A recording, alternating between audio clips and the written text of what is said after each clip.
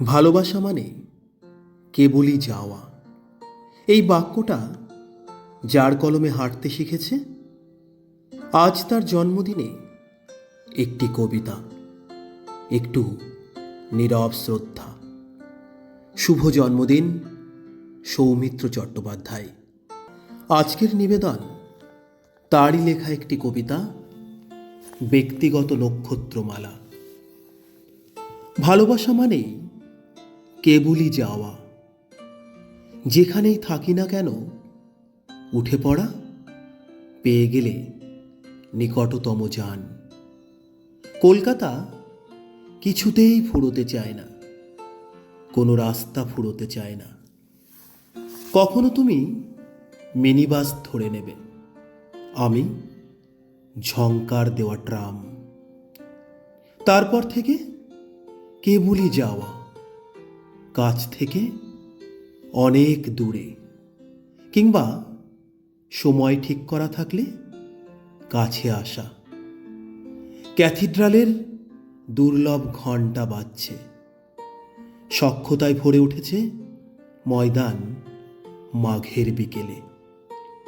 এক চিলতে গলি, তারই নাম সুখ। তারই অন্ধকারে আমি স্পর্শ করেছিলাম তোমার দিব্য চিবুক। সঙ্গে সঙ্গে শৈলশানু আধার হয়ে এলো। গোলপাতা ছাউনির ঘর, শীতরাত্রির স্বপ্নকটি মুড়িসুড়ি দিয়ে বসে গেছে শিলাতল। ব্যগ্র হয়ে কেড়ে নিচ্ছে উত্তাপ কোমল দুজনের থেকে।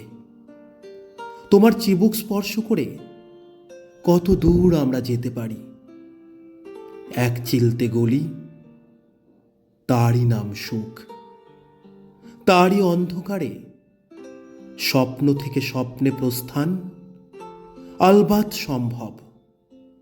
অথবা দুঃখের ভিতর থেকে আরও দুঃখের ভিতর নিয়ে যেতে পারে ভালোবাসা। ভালোবাসা মানে কেবলই যাওয়া। কলকাতার রোল করা গালিচার মতো কেবলই খুলে যাচ্ছে, কেবলই আমাদের পায়ের নিচে ফুরোচ্ছে না।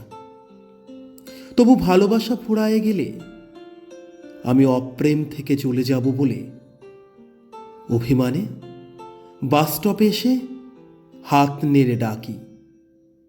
ভালোবাসা কখনো কখনো চলে যাওয়া, ঘর গড়ে ঘর ভেঙে ফেলা, তারপর উঠে পড়া, পেয়ে গেলে নিকটতম ট্রাম।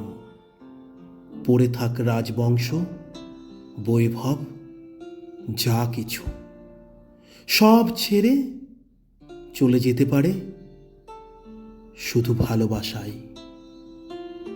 সেই কোনোদিন ফিরে এসে তাকাতে পারে অকপটে, অনিমেষ। ক্যাথিড্রালে ঘণ্টা বাজলেই কিনতে থাকবে মুহূর্ত এন্তার, একরাশ ব্যক্তিগত নীল নক্ষত্রমালা। ধন্যবাদ।